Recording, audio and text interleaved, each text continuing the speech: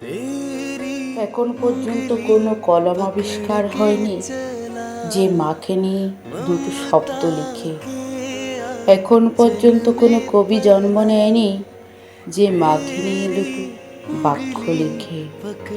কোনো বক্তার বুকে এতটা সাহসে হয়নি যে মাকে নিয়ে বক্তৃতা দিতে পারে।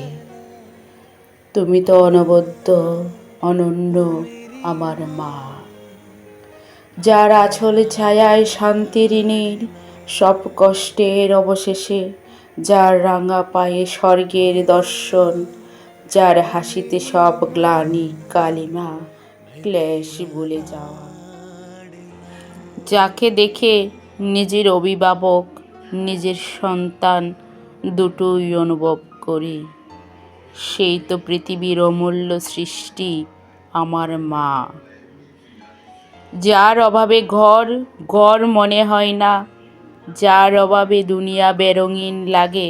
মনের স্বপরিচিত জ্ঞান আমায় দে, তার সব শিক্ষা আমায় দে, তার সমস্ত ভালো লাগাগুলো দিয়ে দে নিঃস্বার্থে, যে ঘুমাতে গেলেও আমার মুখ দেখে যায়, স্বপ্নেও আমায় দেখে। আমার দুঃখে চোখে জল আর আমার সুখে মুখে হাসি, সেই তো তুমি মা,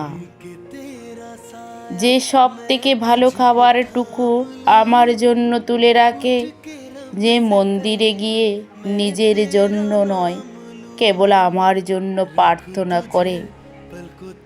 আমার অসুস্থতায় সবার থেকে বেশি বিচলিত হয়, যে আমায় আঘাত করে নিজেই কাঁদে, আমার জন্য সারা দুনিয়ার সাথে লড়ে যায়, সেই তো তুমি আমার মা। তুমি কি সে তুমি জানো না মা, কেবল সেই বুঝে যার কাছে তুমি নেই। মা শব্দটি কেবল তোমার জন্য সৃষ্টি, পৃথিবীর আদিকাল থেকে তোমার বিকল্প কিছু হয়নি, হবেও না। এই দুনিয়ার সব জাতীয় প্রাণীর মধ্যে তোমার সত্তা লুকিয়ে আছে। আমরা ভাগ্যবান তুমি আছো এই দুনিয়াতে। তাই তো পৃথিবীটাকে এত চেনা মনে হয়। তুমি তো ভগবানের অপূর্ব সৃষ্টি আমার মা।